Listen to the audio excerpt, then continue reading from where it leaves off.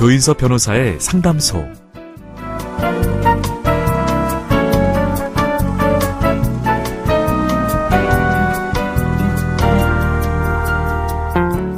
따뜻한 차 한 잔이 생각나는 계절이죠. 유독 추위를 많이 타는 사람에게는 인삼차가 좋고요. 목이 컬컬할 땐 도라지차가 좋다고 합니다. 그리고 이런 차는 어떨까요? 응원과 격려가 필요한 분께 드리는 으라차차와 영차. 저와 함께 차 한잔 하시겠습니까? 오늘도 당신의 편이 되겠습니다. 조인섭 변호사의 상담소 지금 바로 문을 열겠습니다. 저는 조인섭입니다.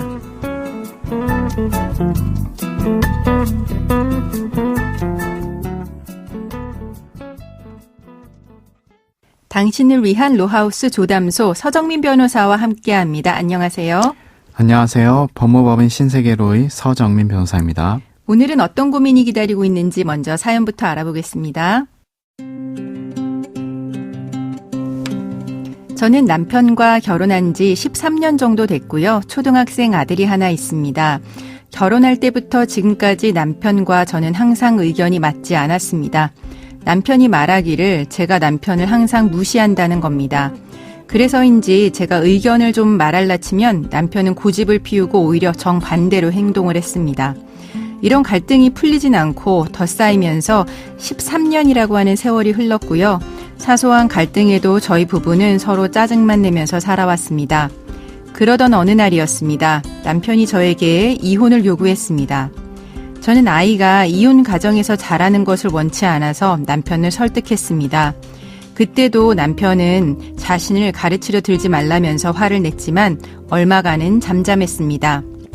그러다가 사소한 일로 부부싸움을 또 했는데요. 그 다음 날 남편이 아이 앞인데도 아랑곳하지 않고 이혼하자고 하더라고요. 제가 좋게 말을 돌려도 저를 쫓아다니면서 이혼 이야기만 꺼냈습니다. 그날 아이는 충격을 받았는지 밤에 혼자 울더라고요. 저는 아이를 위해서라도 절대 이혼할 수는 없습니다. 그 뒤로 남편을 계속 피해 다녔는데요. 그러자 갑자기 이혼 소장이 집으로 날아왔습니다. 저는 이혼을 원하지 않는데 어떻게 하면 좋을까요?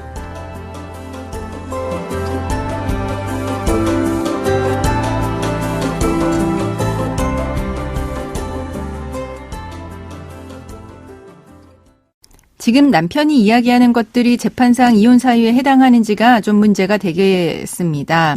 우선 재판상 이혼 사유에 대해서 설명을 해주세요. 네, 민법이 규정하는 재판상 이혼 사유에는 6가지가 있습니다. 첫 번째, 배우자의 부정행위가 있는 경우. 두 번째, 배우자가 악의로 다른 일방을 유기한 경우. 네. 세 번째, 배우자 또는 그 직계존속으로부터 심히 부당한 대우를 받은 경우. 네. 네 번째, 자기의 직계존속이 배우자로부터 심히 부당한 대우를 받은 경우. 그러니까 나의 부모님이 배우자로부터 심히 부당한 대우를 받은 경우죠. 네, 맞습니다. 다섯 번째, 배우자의 생사가 3년 이상 분명하지 아니한 경우.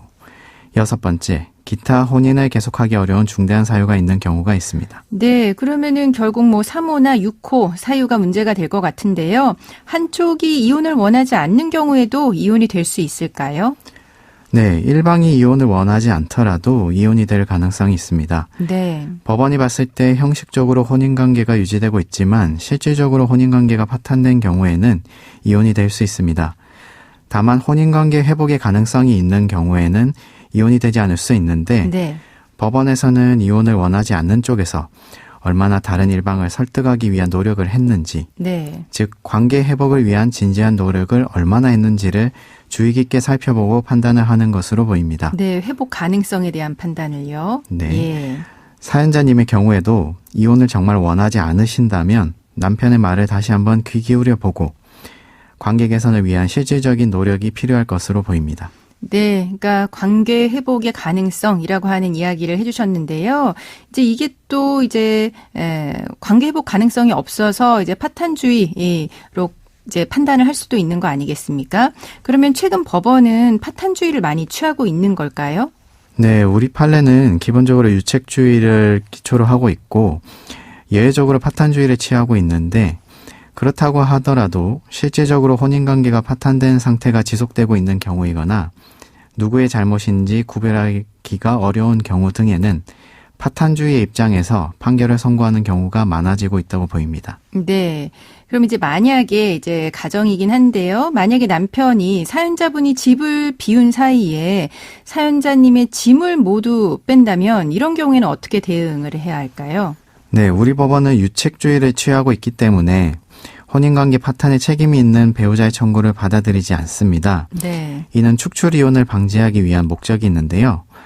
만약 사연자님처럼 이혼의 기각을 구하는 상황에서 남편이 사연자님의 짐을 모두 빼버리고 내쫓은 상황이라면 법원의 현재의 상황에 대하여 설명을 하면서 축출이혼이 될 수도 있다는 사정을 설명하면 이혼 소송이 기각될 수도 있을 것으로 보입니다. 네, 이제 그럼 만약에 그런 상황이 발생하면 사연자님한테 뭐 불리한 건 아니네요. 근데 남편이 만약에 짐을 뺐다면 그런 부분은 형사적으로 문제가 되지는 않을까요?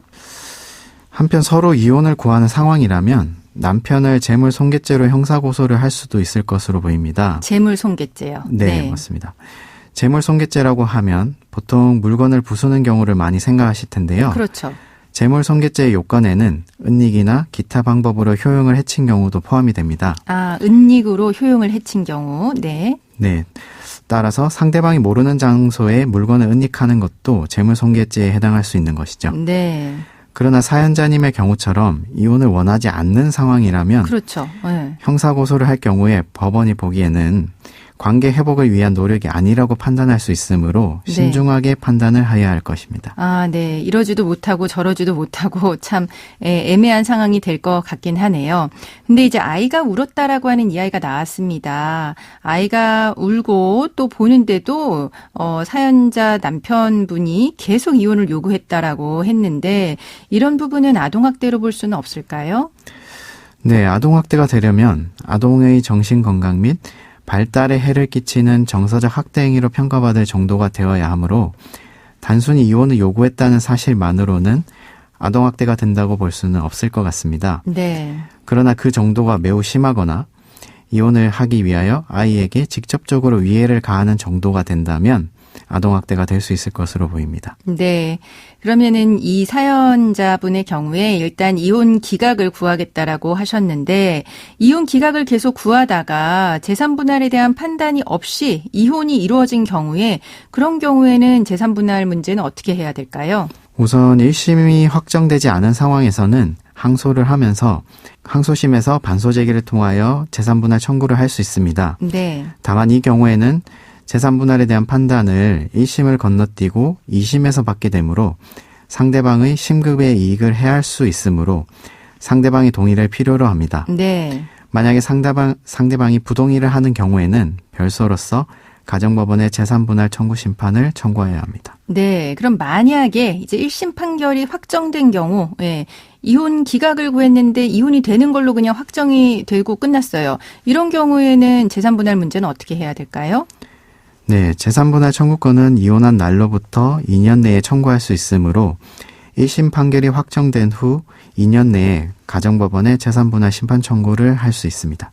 네, 그럼 지금까지 상담 내용을 정리해 보자면 한쪽이 이혼을 원하지 않더라도 혼인관계가 파탄된 경우에는 이혼이 될 가능성이 높고요.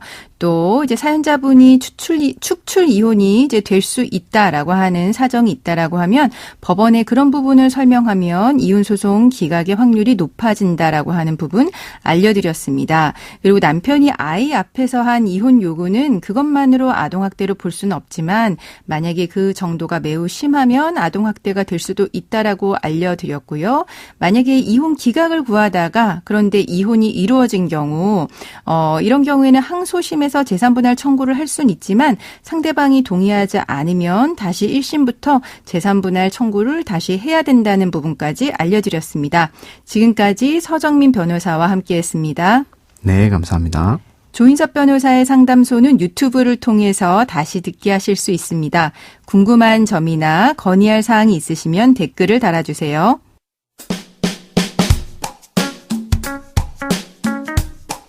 알아두면 쓸데있는 법률 이야기 알쓸법 시간입니다. 퇴사를 할 때 좋게 하는 경우가 있고 반면에 나쁘게 하는 경우가 있죠. 최근에 퇴사를 결심한 30대 직원이 회사를 나가면서 업무용 파일 4천여 개를 삭제하고 회사 홈페이지를 초기화했습니다. 이 직원은 어떤 처벌을 받았을까요?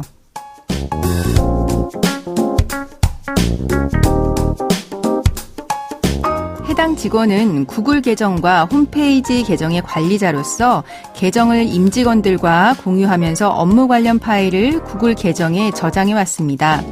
그런데 회사와 수익 배분 등에 관한 협의가 이루어지지 않자 퇴사하면서 회사의 구글 계정에 저장돼 있던 업무용 파일 4천여 개를 삭제한 혐의로 재판에 넘겨진 겁니다.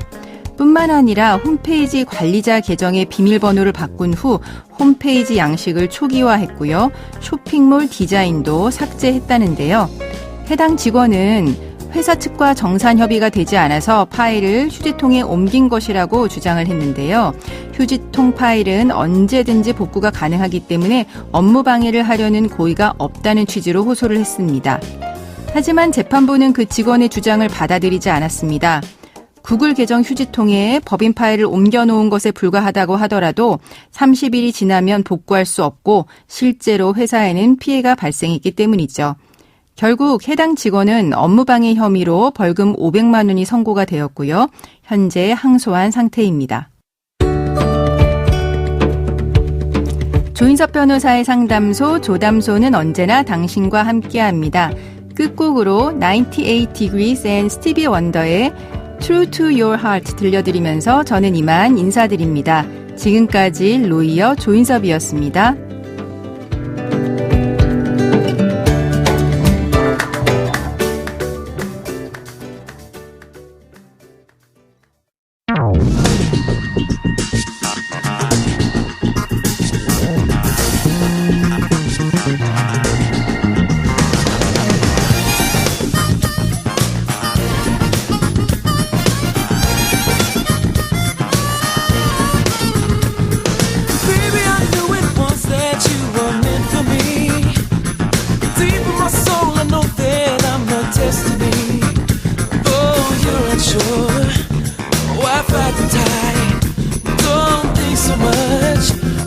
Your heart decide, baby. I see a future and it's tied to mine.